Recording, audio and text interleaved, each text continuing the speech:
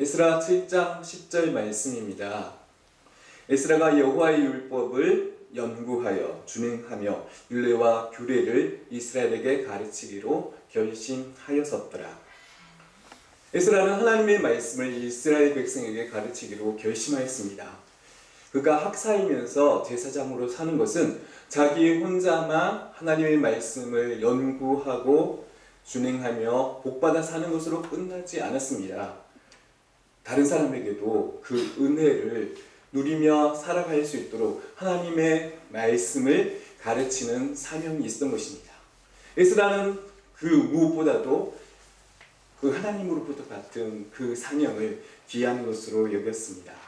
이렇게 에스라처럼 학사 겸 제사장으로 사는 것은 우리 모든 신앙인의 사명인 것입니다.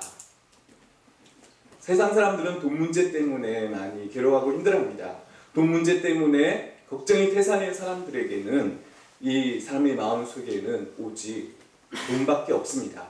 그러한 사람에게 우리는 하나님의 말씀을 가르쳐야 하는 것입니다. 처음에는 그 말씀이 귀에 들어오지 않습니다. 말씀을 들으면서도 그 돈 문제를 해결하기 위한 방법만 생각하고 그 방법을 찾으려고 합니다. 그러나 시간이 점점 지나갈수록 하나님의 말씀과 돈에 대한 비중이 바뀌게 됩니다.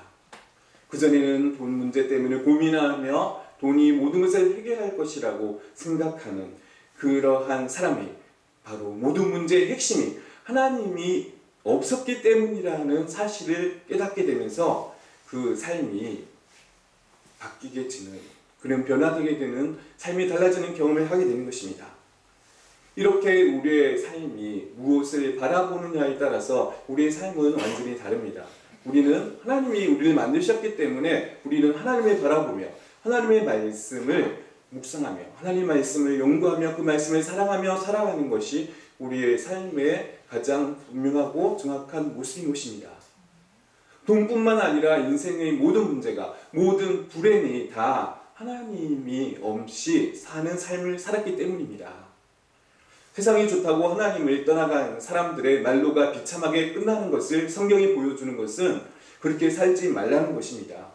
우리가 더 좋은 삶을 살고 더 나은 미래를 준비하는 가장 확실한 방법은 그 중심에 말씀이 있는 것입니다. 좋은 삶, 하나님이 원하시는 삶을 살고자 한다면 하나님께서 우리에게 무엇을 말씀하시는가에 귀를 기울여야 합니다. 그 말씀이 우리를 하나님께로 인도해 갑니다.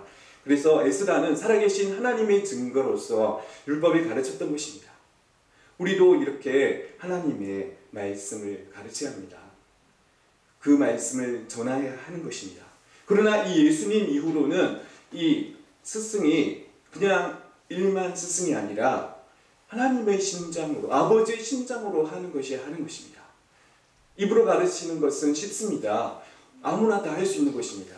그렇지만 에스라처럼 먼저 우리 삶이 변화되어 하나님의 그런 사랑으로, 아버지의 사랑으로 품고 그 심정으로 가르치는 것은 정말로 어렵습니다.